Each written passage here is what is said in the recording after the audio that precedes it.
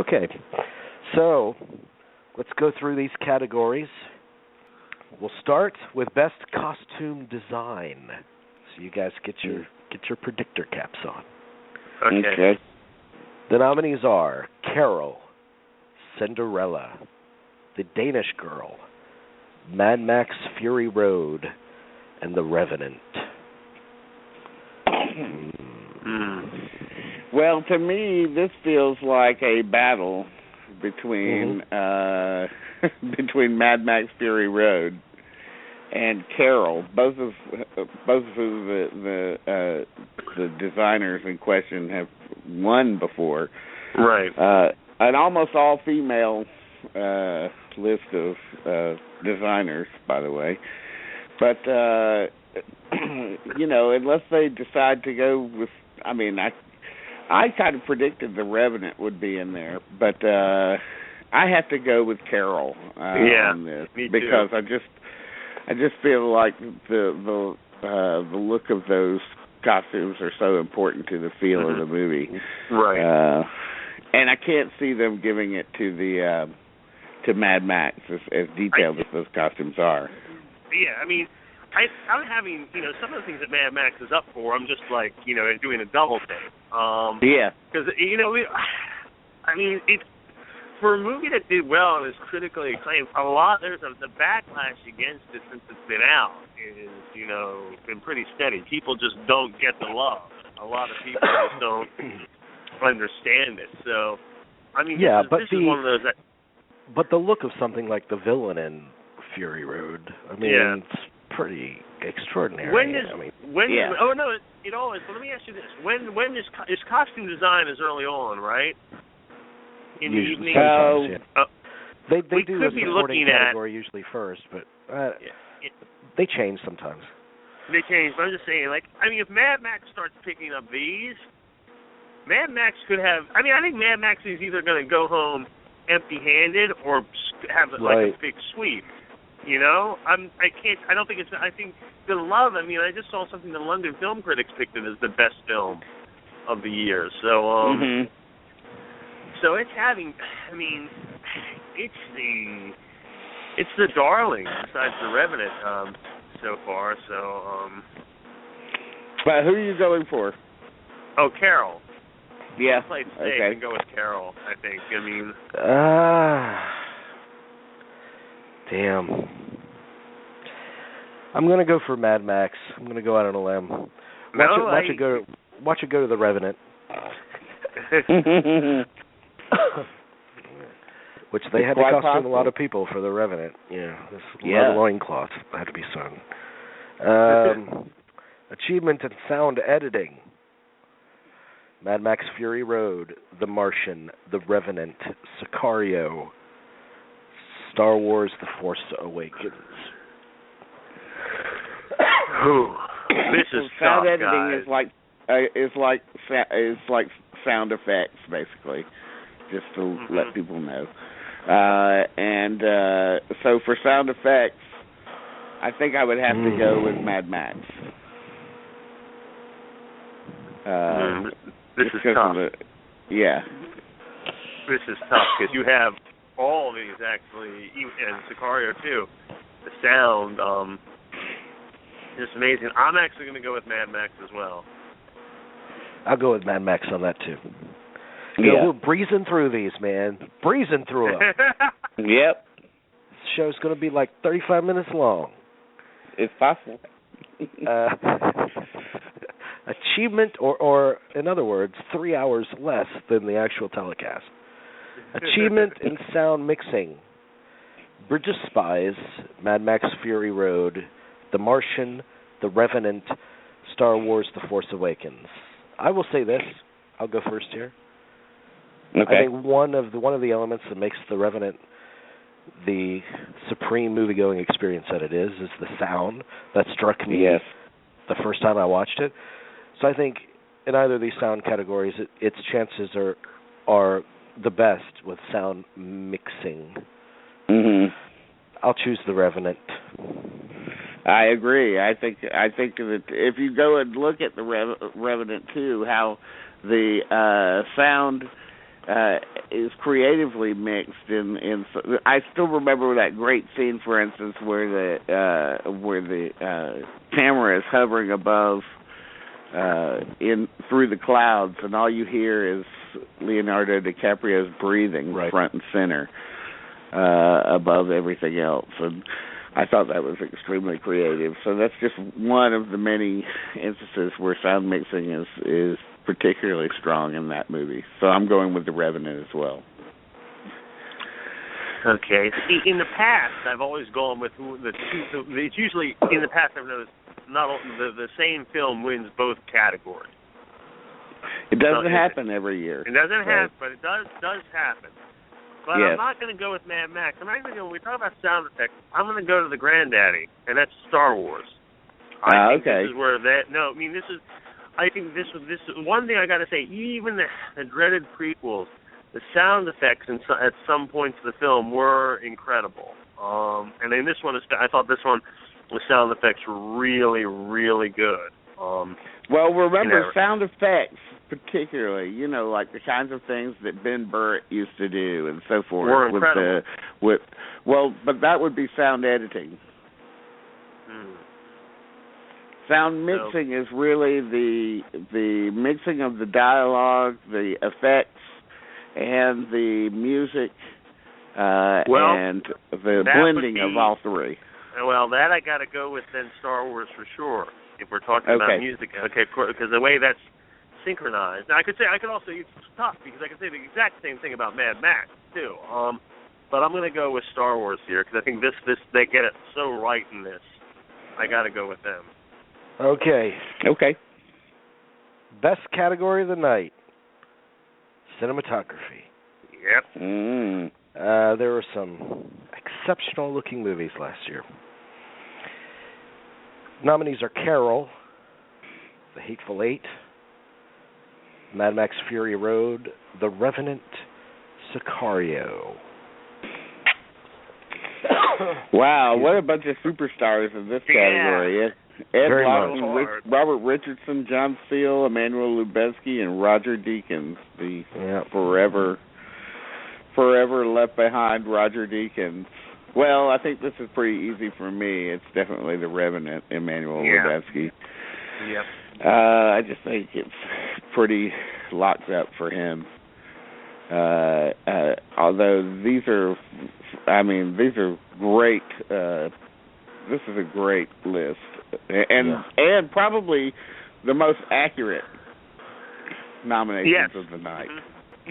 But I still have to go with The Revenant just for its athleticism and its beauty and two movies shot on film, one on 16 millimeter, Carol, and the other in 70 millimeter, Hateful Eight. So that's interesting.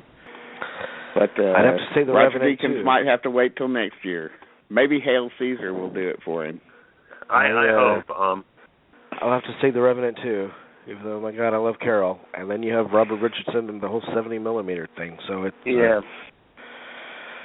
but it will be the first 3 in a row for a cinematographer if The Revenant wins, and so I think that's the history that will be made on Oscar night this year. I agree. I can't. You can't. In another year, I won't lie to you, I would have gone with Sicario. Now, up till The Revenant, I was really just going with Sicario, and then you watch The Revenant, you're just like, okay, he won. You just can't compete with that. I think we might see Roger Deakins might be one of those special Oscar winners. It's quite possible. It just always seems to work out that way. I don't understand why, but it's just never his time. Best live-action short film. This is a tough one because there are no colons in any of these titles. So the nominees are Ave Maria, Day One, Everything Will Be Okay, Shock, and Stutterer, which is what you are when you try to pronounce the previous nominee.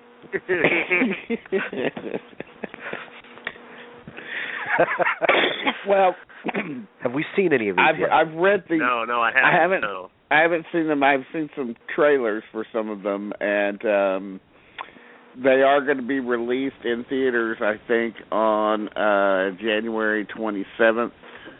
Yeah, January 29th. Yeah, the 27th and the 29th. You're right. Yeah. Yeah, I think that what they do is they release them and they show the animated and the live action shorts together, and then the documentary shorts. Which, by the way, these are very long shorts. You know, these days in the Academy, in if you talk to some film festival programmers, they say that they prefer to program shorts that are less than 10 minutes long. To them, that's the idea of a short film. Anything longer, they say, starts to feel like a feature to them, which is weird. Wow, I always said that a short film is anything under 50 minutes. And they go, 50 minutes? That's like a feature. I was like, it's not a feature. If you were to pay to go see a movie that was only 50 minutes long, you would be angry. If it was the only movie on the program. So, but a lot of these movies are like 30, particularly in the documentary category, 30 minutes, 40 minutes long.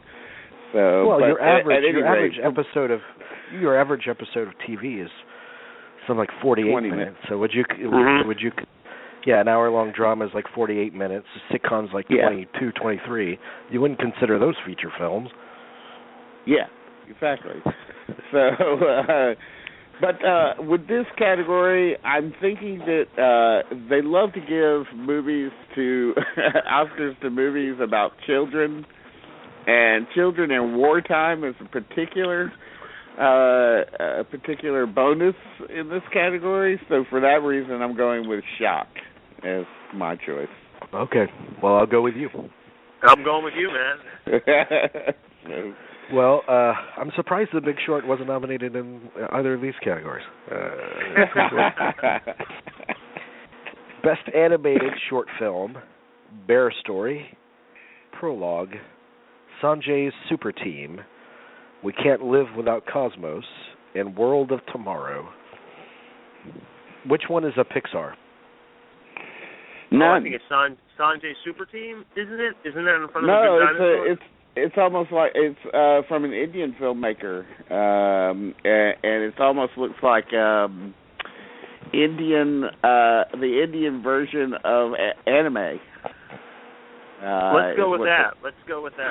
That's well. Here's okay. Now, let me just tell you about two of the nominees. Okay, first of all, Prologue. Prologue is done by Richard Williams, who, if we remember, did all of the animation and won an Oscar for doing the animation for Who Killed Roger Rabbit, or Who Framed Roger Rabbit. Sorry. I like the first title even better. Who Killed Roger Rabbit? That should have been the sequel. So Richard Williams is kind of a legendary figure, and just to let you know that. But also, probably the superstar amongst the people on this list is Don Hertzfeldt, who does World of Tomorrow. And he is very, very highly regarded in the animation community. He really is considered a superstar, and this is supposedly his masterpiece, World of Tomorrow. That's the one I'm going for. Actually, and I think I actually have seen some films by him before. Name some titles by him. Rejected was nominated a few years ago. He works in this almost this sort of stick figure kind of thing. I think, because I actually think I've talked to this guy on the phone from an old job or something. So we captioned the movie.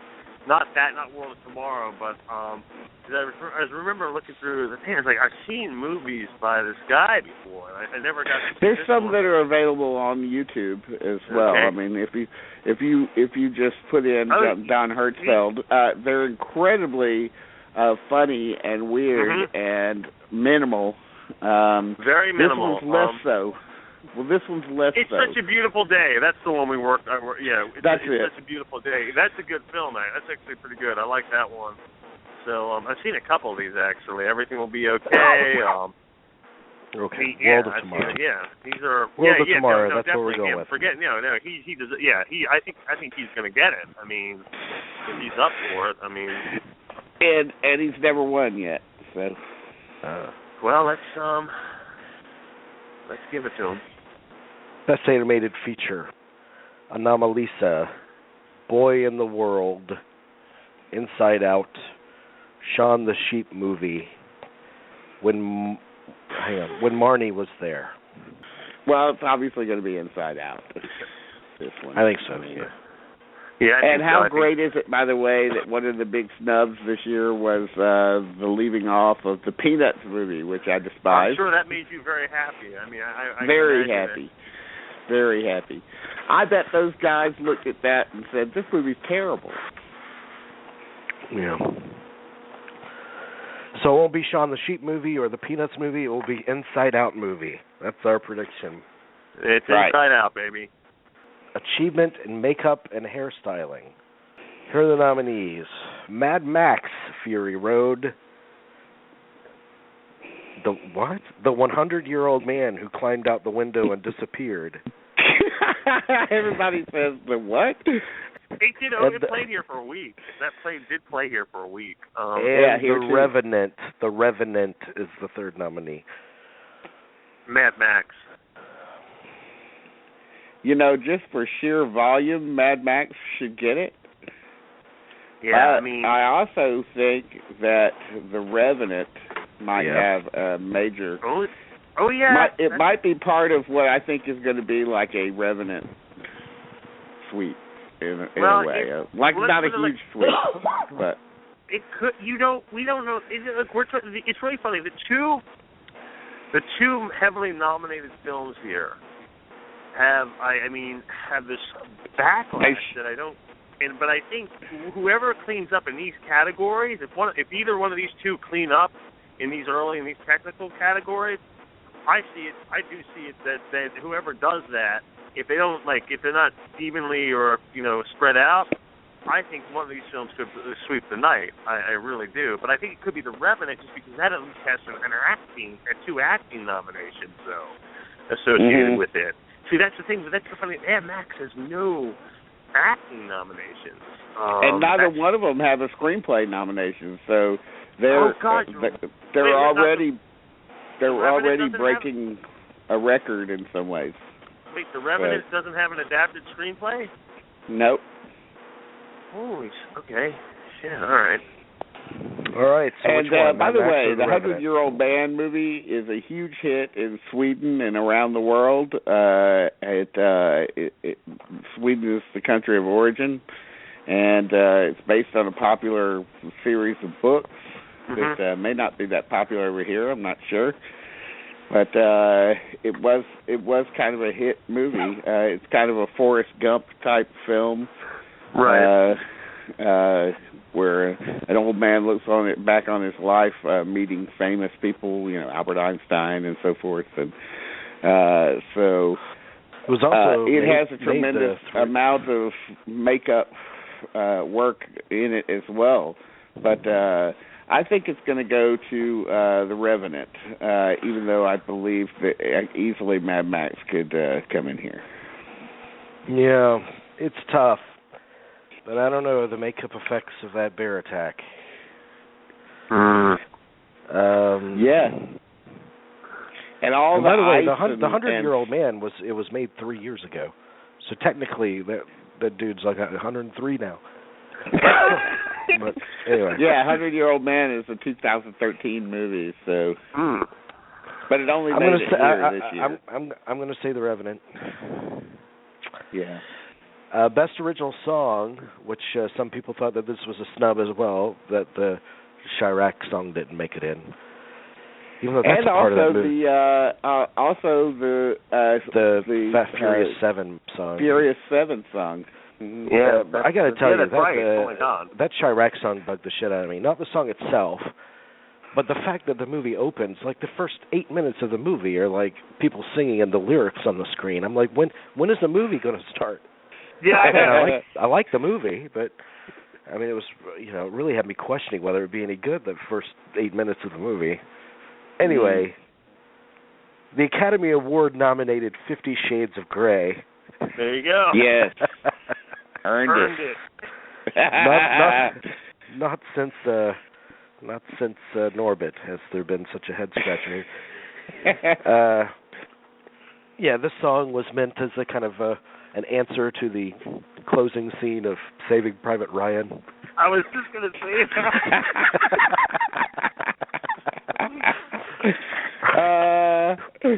That's funny. All right. The next nominee, Manta Ray from Racing Extinction. Simple Song number 3 from Youth, which definitely played a major role in that film. Till It Happens to You, Lady Gaga from The Hunting Ground. Sam Smith's very awful writings on the wall from Spectre. I cannot believe that made it in. How did that?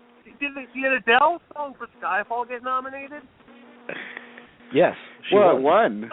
Yeah. Oh, it did. It won. Okay, I got to forget that. But that was a good song. Okay, that was a great song. This song is bloody awful. I mean, it's really wretched. I mean, it's a terrible song, and probably one of their worst nominations in many. If that wins, oh my God! I mean, I don't even know who this guy is who sang the song until I didn't even, because everyone said the song was so bad when they heard it.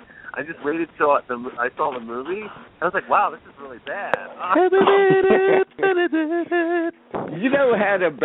There was a better Bond theme in the comedy version of Bond, Spy, this year. Yeah. Had a great Bond-esque kind of main theme that would have been head and shoulders above this, this particular one. But no. At any rate, we know that that's not going to win. Do we know that that's not going to win? Do you know? I think so. I think so. I do personally, at least. It won the Globe, didn't it? Yeah, it did win the Globe. Yes, but isn't that the predictor for everything that we're going to see after tonight? No, I think the Simple Song number 3. That's easily the most important song. I would go with that. I'm going with that. I'm going to go with that. To the film. But then you have Lady Gaga singing at the Oscars, and people want Lady Gaga to have as many awards as possible. That's the one I think is going to win, and not for Lady Gaga, but specifically for Diane Warren, the famous songwriter who has been nominated many times and has never won. And I think also that that the sentiments behind the song are going to be a popular reason for people to vote for it as well. But I think primarily amongst songwriters, I think it'll be an award for Diane Warren specifically. So I'm going with that. I think so too. And not just because I like songs about rape, but because, by the way, who doesn't? One of Prince's best songs, I'm like a Prince freak, is Lady Cab Driver from the 1999 album, where it's like an 8-minute song, and in that song you hear a rape taking place. And he's singing as the guy that's raping her. And Prince is so far out. Anyway, I think it'll go to them too. Till it happens. The list of rape songs must be huge. The number of dude. I mean, where's the song "Rape Baby" though? Where's "Rape Baby"? They should have had a song in that movie. That would have been perfect for that film. Yeah, there was "Rape Me" by Nirvana, and I'm sure you could make a list of rape songs. "Run for Your Life" by the Beatles always struck me as kind of a rapey kind of vibe. It's Not Unusual by Tom Jones. I'm positive that Bill Cosby at least once played Tom Jones during. Yeah. I wonder if Bill Cosby's part of the Academy, if he would vote for the Hunting Ground song. Okay. Best Adapted Screenplay. The Big Short, Brooklyn, Carol, The Martian, Room. This brings forth some interesting questions because how much love is there really for The Martian? I think we'll find out in this category. Well, I think you're gonna find that The Martian is really, there's not enough love for it to even win one Oscar, I believe. So, you know, for me, I think this really comes down to Carol and The Big Short. But I think it's going to go to The Big Short because of its ability to, which I think is overrated, by the way, this ability. But apparently people think it has the ability to transmit all of that information in an entertaining and logical fashion. Yeah. And so I think that's the reason people are going to vote for it. I personally don't believe that it does this. But I think The Big Short does all that and more, but I think they're going to give it to Brooklyn. I think they're going to give it to Nick Hornby. Because of Nick Hornby, yeah. Yeah, I really think that's what we're looking at here. I think that's in the running. I think the fact that The Martian is beloved and popular makes that in the running, too. The Room, that it's so many people love that. But, you know, I'm going to give it to Carol just because it took 60 years to bring that to the screen. I mean, that's a good point. That's a very good point. That's who I think should win it out of these nominees. Best Original Screenplay. Bridge of Spies. Ex Machina. By the way, Bridge of Spies, co-written by the Coen brothers. Ex Machina. Inside Out. Spotlight. And the all-white Straight Outta Compton. Yes. At least he got in there for something. Boy, I wish Inside Out had a shot at this, but really, I think it's going to be Spotlight. I think this will be the one award that it wins of the night because of its. Because I think that it really does, arrange the large amount of information in it in a manageable fashion. And plus, they had to do some actual reportage work in order to do the film. You know, there was a lot of stuff in that movie that the screenwriters themselves discovered. So I think that's one of the big reasons it'll win. See, I think it's between Inside Out and Spotlight.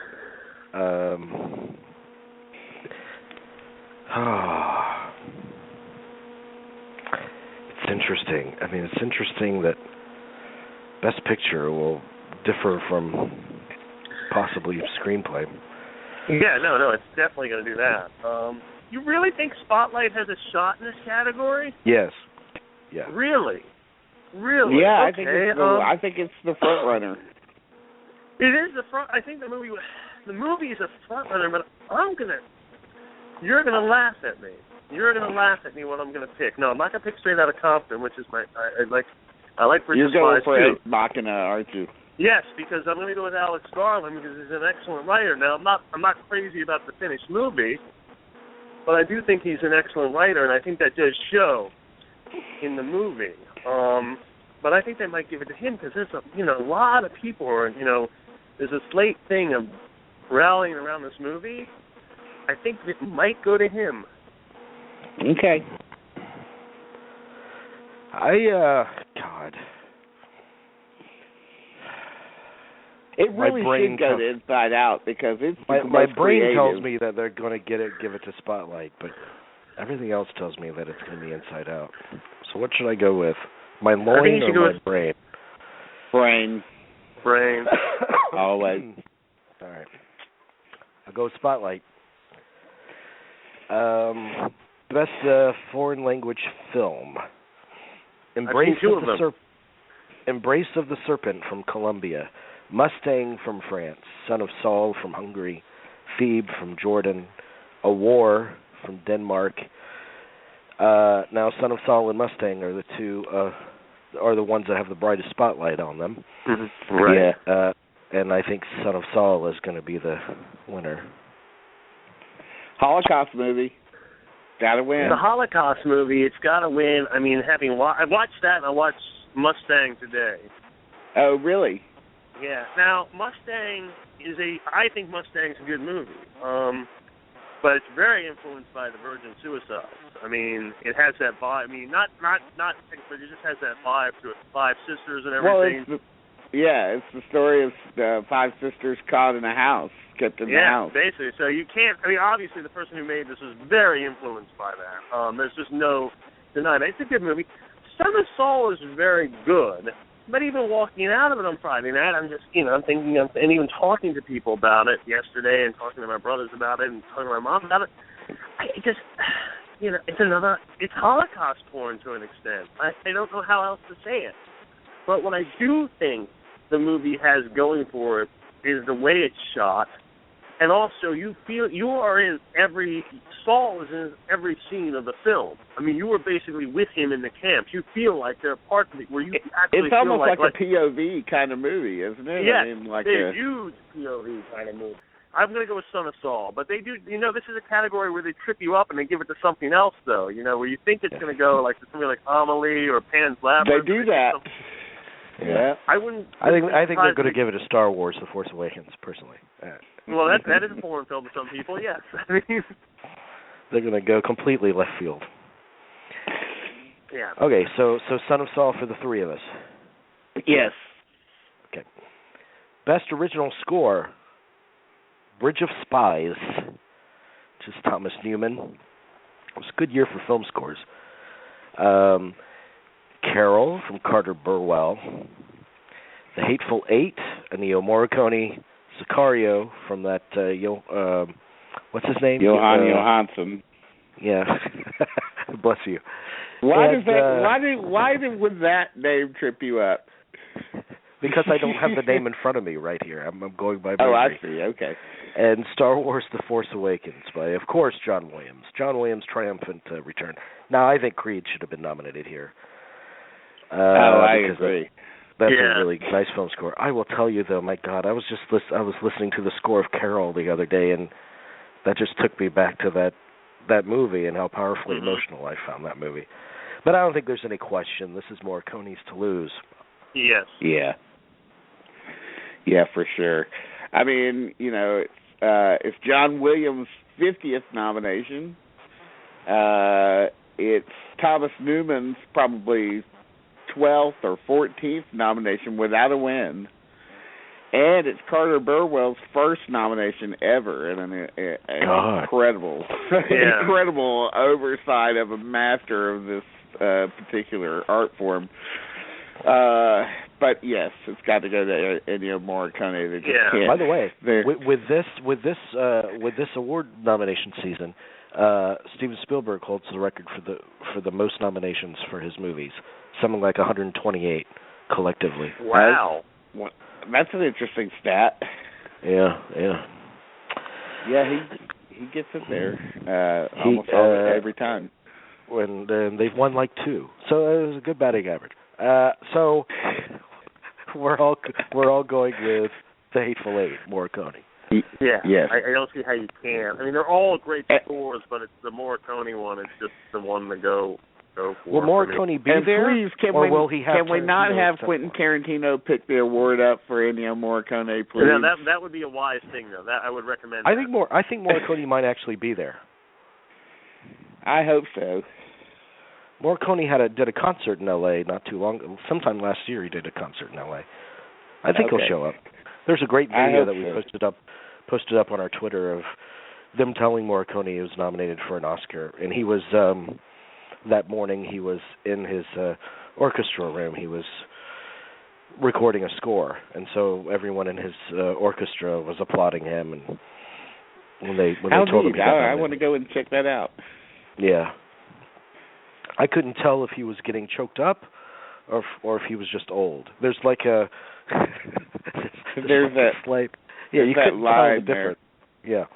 By the way, I believe that Sicario is the best score of the year. So. I'm not going to disagree with you there. I mean, I'm not. For anyone out there keeping score, Dean thinks Sicario is the best. Oh, yes. The nominees for production design: are Bridge of Spies, The Danish Girl, Mad Max Fury Road, The Martian, The Revenant. Okay. Well, here I think they're going to go with Bridge of Spies, actually. Really? Because I do. These guys have won before. They did Lincoln a few years ago. And if you look at that film, the look of the sets is one of its major, attributes. It's not going to go to The Revenant or The Martian. The Revenant being mostly outside. Not that the art direction isn't needed outside in locations. Right. But I don't think it's going to go to The Martian or The Danish Girl. Production design by God. Right. Exactly. So, Mad Max, the production design is great. No question about it. Right. But it is essentially, the design of the cars that we're talking about here in production. We're talking design. about cars, and that's a very good point. So you think you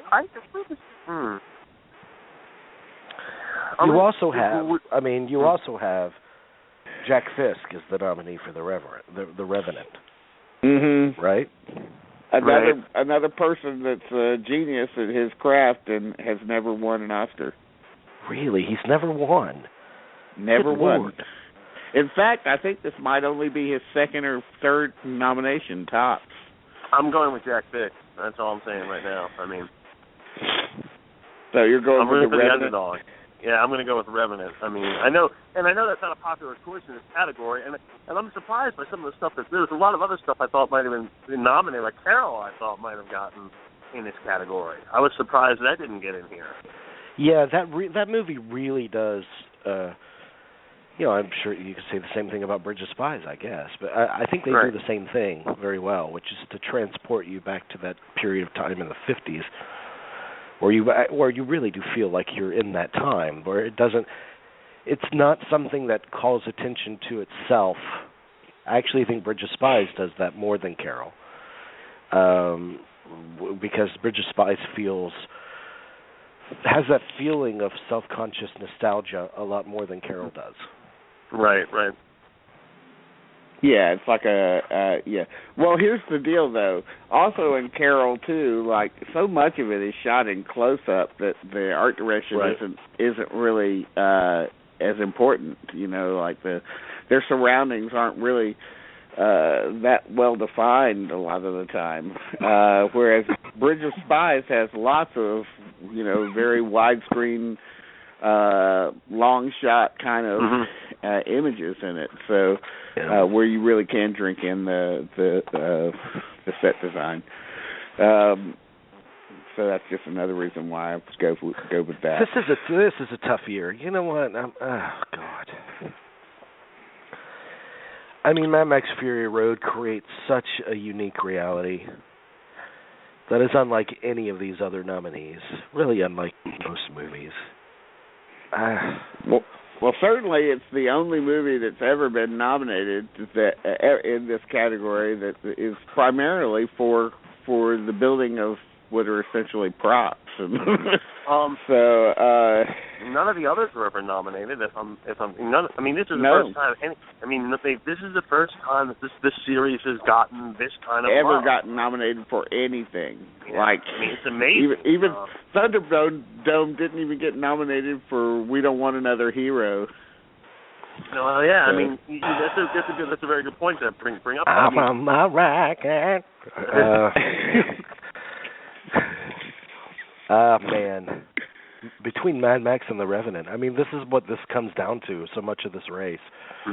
Yeah. They're competing in every category almost. So it really does come down to that every time. But that said, I don't think that they're going to give all of the awards to Mad Max or The Revenant. It's going to seem like it. Yeah, it's like I say. We're all. we're forgetting, and I'm not a fan of the movie.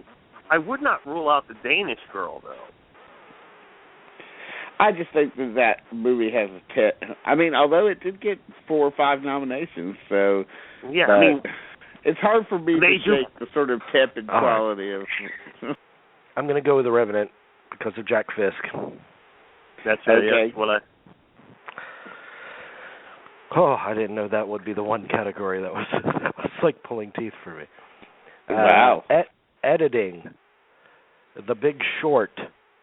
See, the title alone, like which one are you? Like it's all about editing. Big and Short, Mad Max Fury Road, The Revenant, Spotlight, Star Wars: The Force Awakens. Wow, I mean this is also very tough. And The Big Short has a great shot at this category, I think, above most others because of its energy and its propulsion. Let's talk about it. I agree with you, but I think we can knock off one film off this list, Star Wars. It was a surprise it got in here anyway. Yeah, I'm kind of shocked. Given that's the first Star Wars movie to be nominated for this since the original movie. Yeah. The reason I'm shocked is because they did a lot of stuff in post. I mean, they had to fix a lot of things in post that they really, and you can tell, I think, in parts of the movie that, the editing is very choppy. There's what continuity issues, if I will. So what is it? If you notice the editing, then it's bad. I mean, and I don't mean that as derogatory, but if you notice it, then the editing's not that great. So it's not a tight film in that regard. I do think The Big Short is very tight. I think The Revenant is very tight. I think Mad Max is incredibly tight. But I'm going to go with The Big Short. I really do think that's it does something that I do think it accomplishes what it does, and it's a very tight movie in that sense. Well, for me, I'm going to go with, the sort of Matrix-type entry in here and go with Mad Max Fury Road, just for it being the fastest editing. Right. Maybe, the most editing. No, of course. If I were to go with the most invisible editing for me, it would be The Revenant, which does have that kind of, particularly in its first 20 minutes, does have that sort of one-shot kind of feel to it, even though I think it's not. A lot of that is due to special effects, but DiCaprio said it was all one shot. DiCaprio said they rehearsed it for 3 weeks just so they could get it all in one shot. Okay. I'm still going to go with Mad Max, even though I would have The Revenant right close behind it. Mm-hmm. I'm going to go. Oh God. I'm going to go with The Big Short. Best documentary short subject: Body Team 12, Chow Behind the Lines, Claude Lanzmann, Spectres of the Shoah, A Girl in the River, The Price of Forgiveness, there's a colon. A Girl in the River, The Price of Forgiveness. You got 2 colons in there. You got 2 colons. You got 2, I mean. And then The Last Day of Freedom.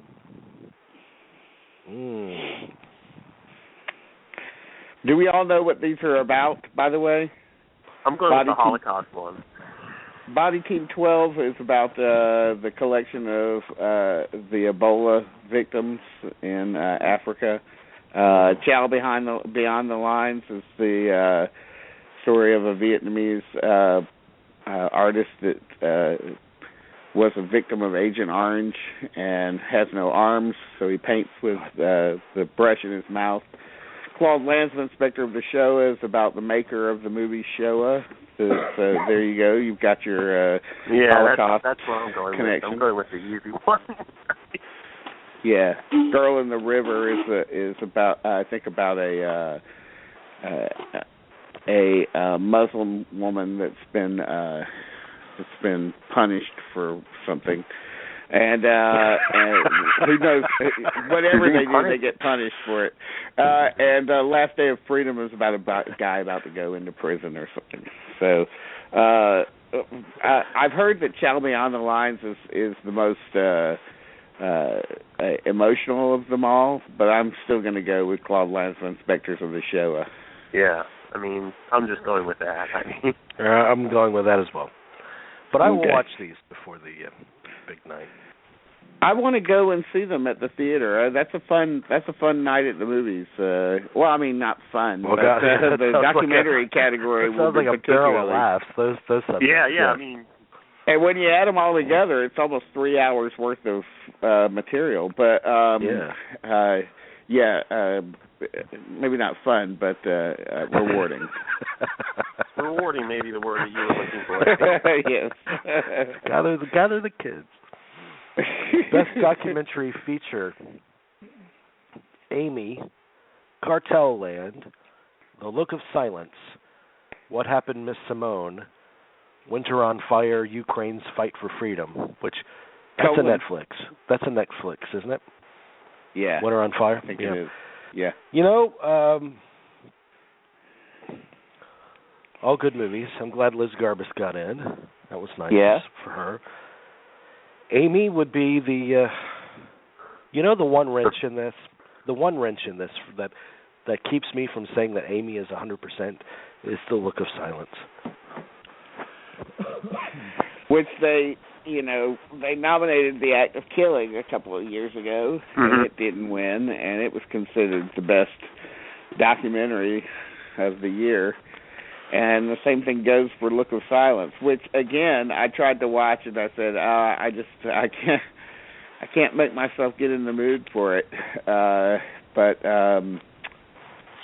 I didn't stick with it. It's not the fun you normally get from documentaries.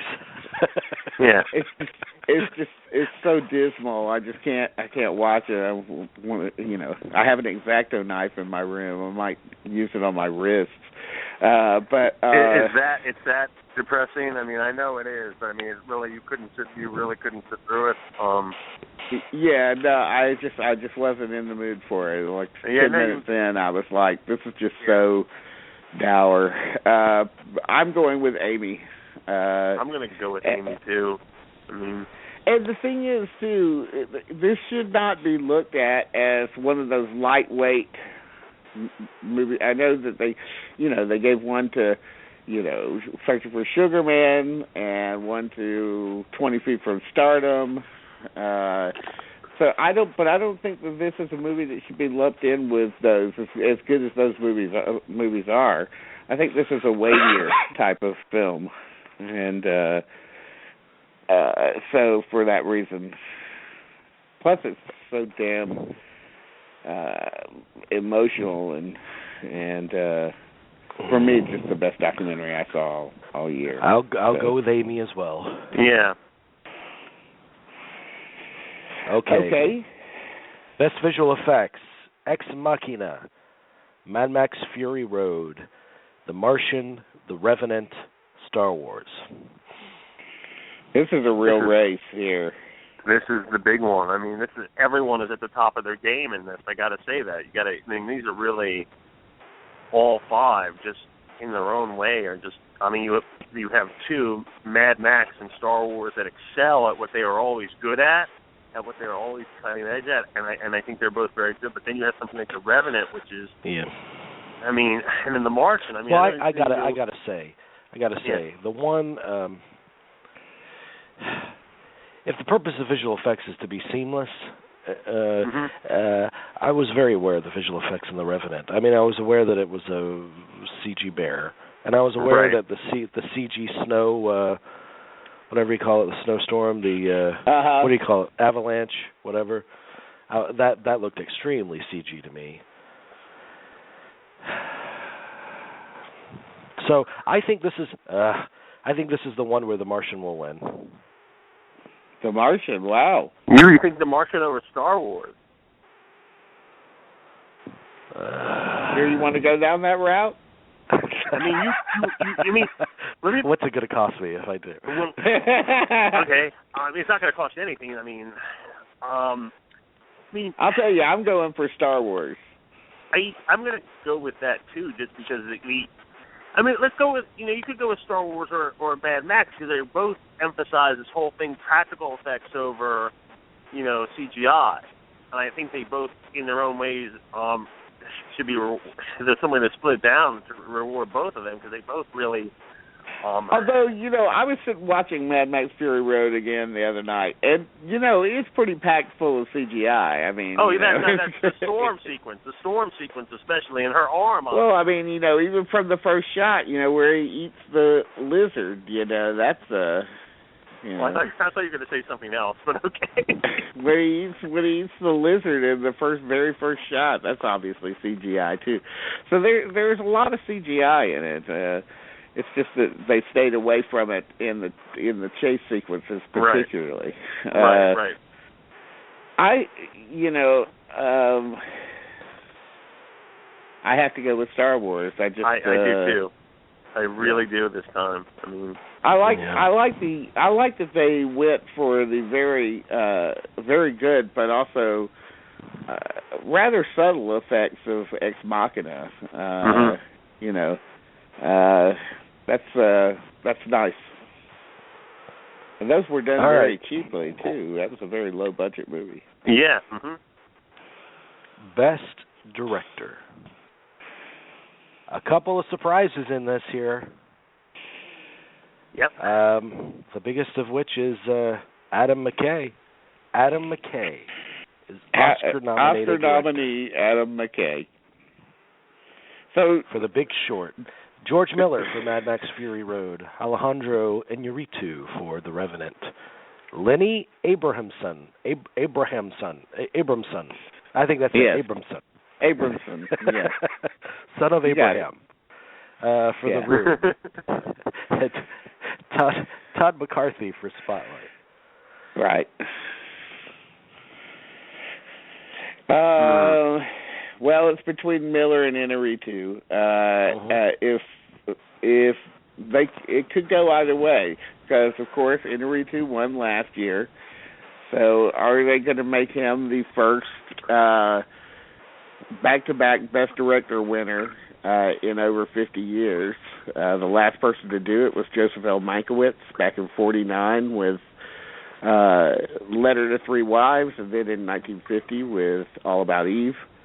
And they have never given, by the way, back-to-back Best Pictures to the same director ever in the history of the Academy Awards. So, God. I think this is the year that stat gets shattered. I think it's going to be Iñárritu for The Revenant. I believe that movie has the momentum now. Yeah, just for a degree of difficulty alone. Yeah.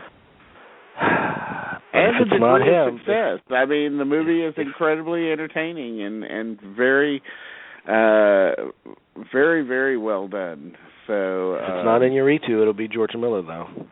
Yeah. I really do think so.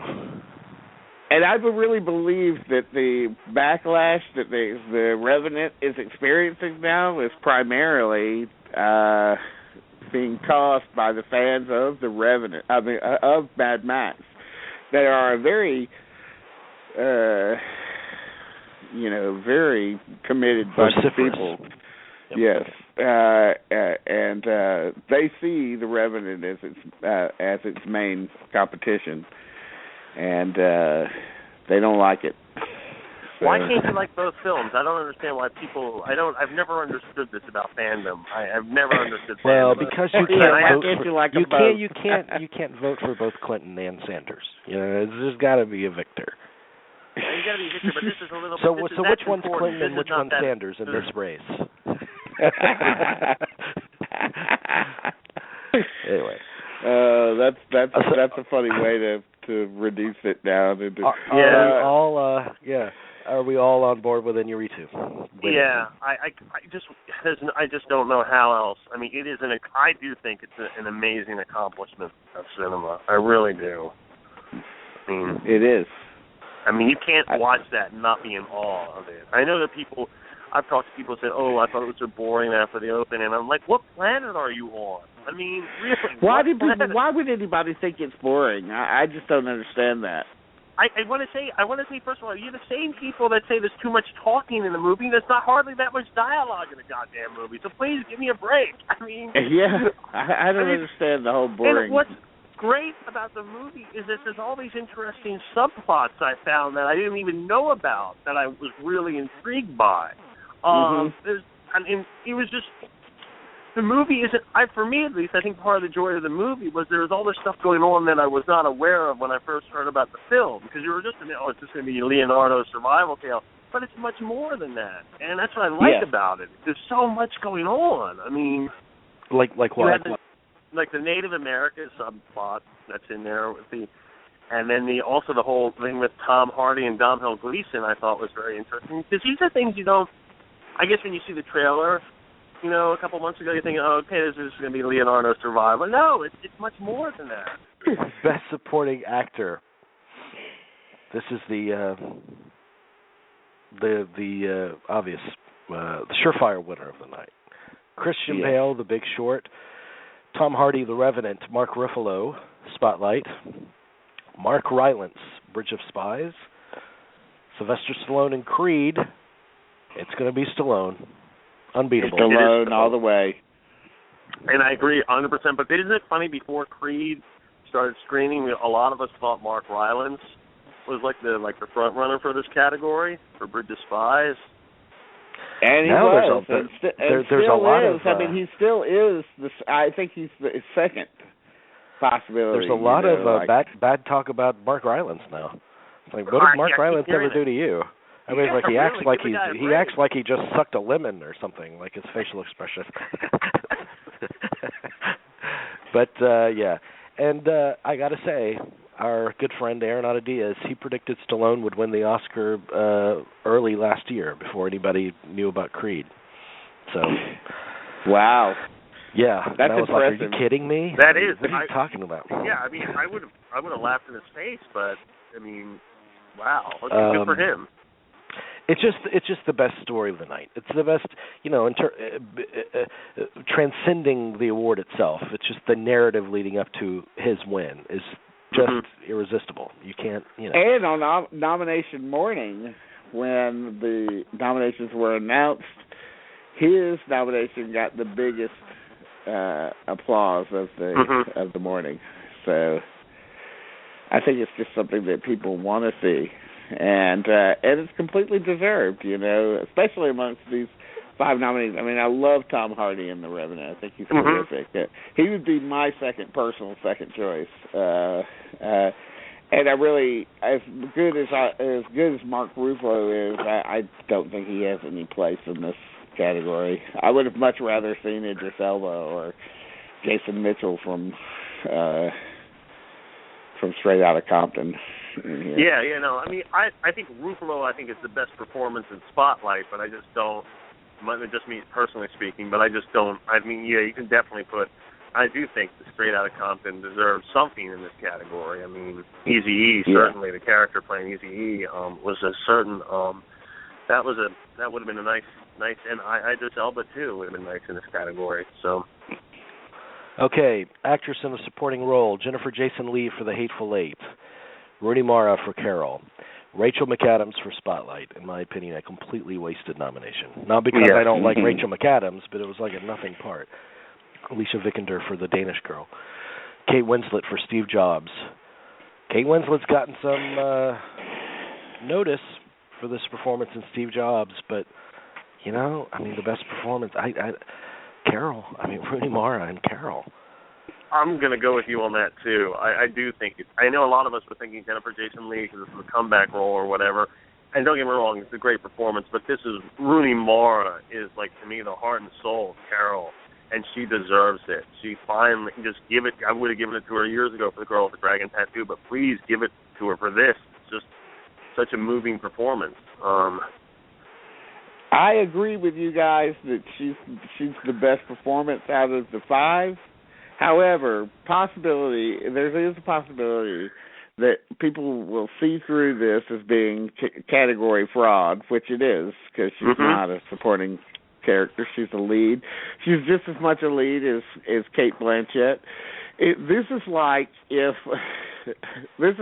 when they nominated Thelma and Louise, and they nominated both Gina Davis and Susan Sarandon for Best Actress that year. Well, what if Gina Davis had been downgraded to supporting actress somehow? Right. That's kind of what this is to me. It's like they're in every scene together for the most part. What if they share screen time? It's almost exactly the same. So, and it's really Rooney Mara's story being told. Right.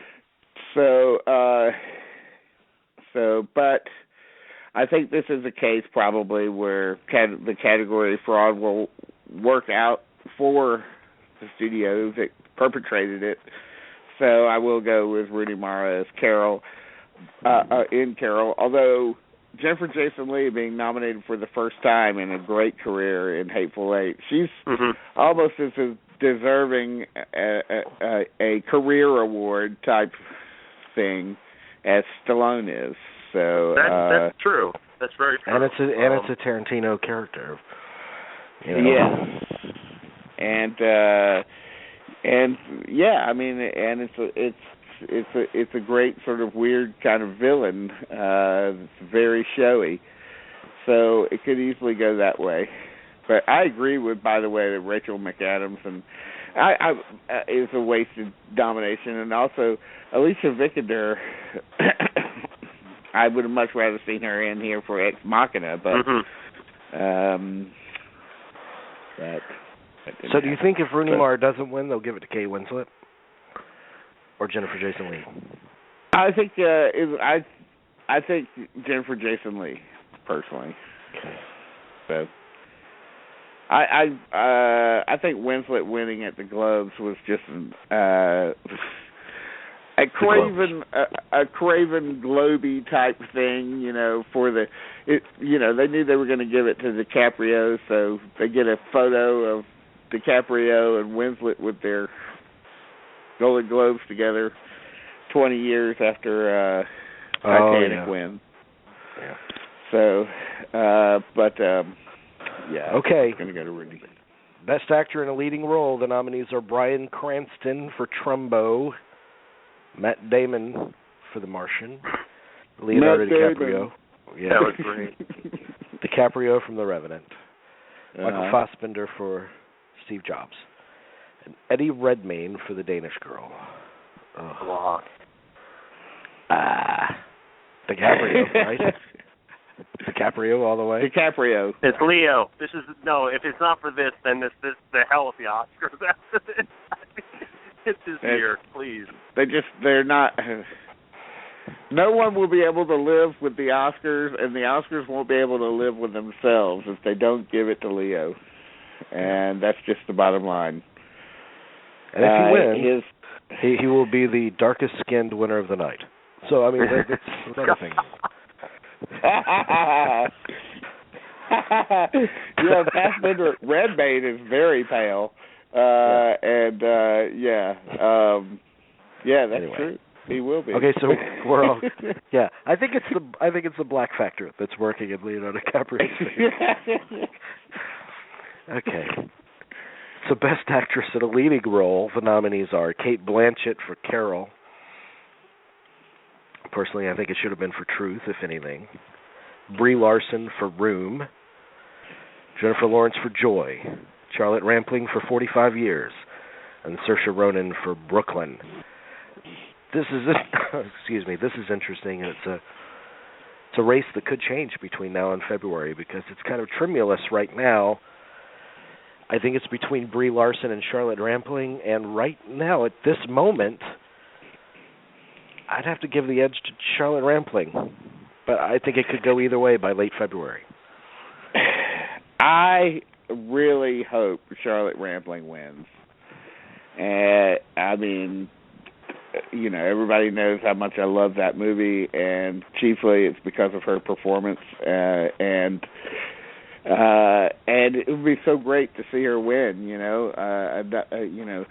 especially for this performance, not just as a career thing, but for this performance. I know Brie Larson is big. I hope that the heat drops off on that. I'm going to go with Brie Larson because that's my most cynical side, saying, well, I know something that I absolutely hate has to win. So, and I don't absolutely hate her performance. She's the best thing about the movie. So I'm going with Brie Larson. But Charlotte Rampling does have the heat. Okay. I have seen, the only one I have not seen is Charlotte Rampling, and I'll tell you this, I know just from watching the trailer that her performance is better than all of these. And I like all these performances, but here's an actress who's never, she's not a household name, yet when she is in a good movie, and that's quite often, especially like something Under the Sand or Swimming Pool, but especially The Night Porter, this is an incredible actress, and it looks like that she's really, I just, from what I can tell, I think she does give the best performance of the year, and I think this could really tip in her favor, because this movie is going to be, I hope, comes here next week or the week after, but it is expanding. I think the more people that see it, because Room did not make an impact, outside of the critics and things like that. Room did not really take off at all. Yeah, so I'm surprised that as much people loved it and everything like that, then you go and look at the box office take, and it's only $5 million.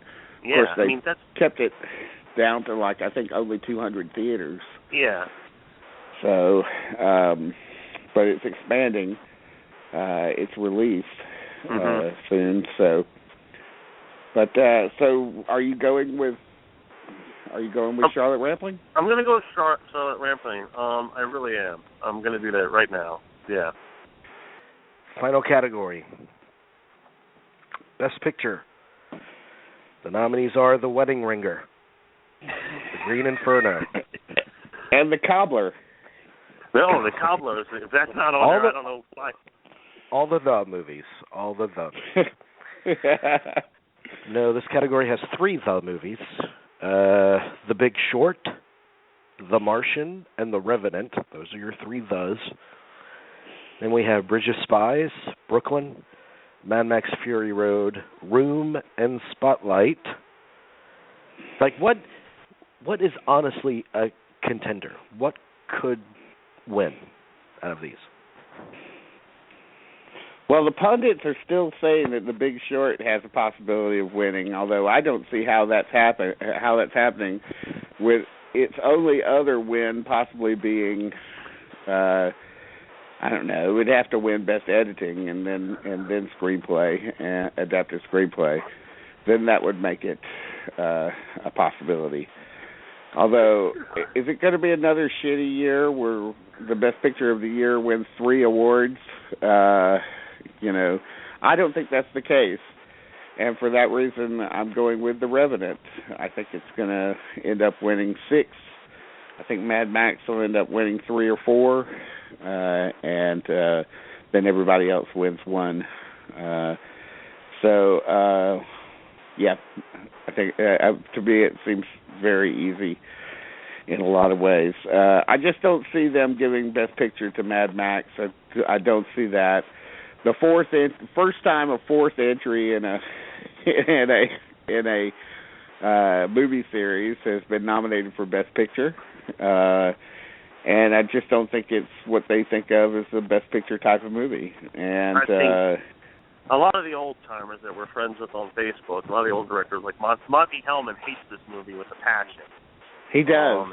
He hates it. He walked out of it after 50 minutes. He said. Yeah. And we all know Matthew Waller hates the people that like Mad Max, like me. He hates our guts. He wishes we would die. But this is the thing I want to say. I'm rooting for The Revenant in this category because I think it does deserve it. But I am also thinking there is a movie on here that is a crowd pleaser. And that's The Martian, and did very well. I think The Martian, if it has, I don't know why, but I keep going back to this, it won over a lot of people when it was out, and it did very well.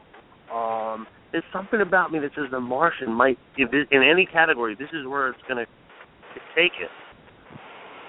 Like an Argo or like a Crash. I just don't see the numbers supporting it. I mean, I don't see how The Martian could win Best Picture. Again, I know. I always look at Best Picture as like which has the possibility of the numbers. That is, right. Well, I look at The Revenant because Best Actor goes to Leo. So, a large percentage of the time, Best Picture goes to the Best Actor winner. True. And so and then so you pile on the other wins on top of it, like, well, cinematography, obviously. So then you have to go, well, it's got to win director. So then if it does that, then it has to win a couple of others.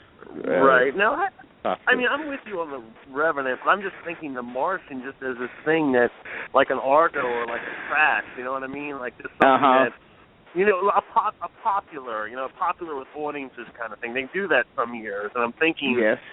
But I would like to see. I think The Revenant is.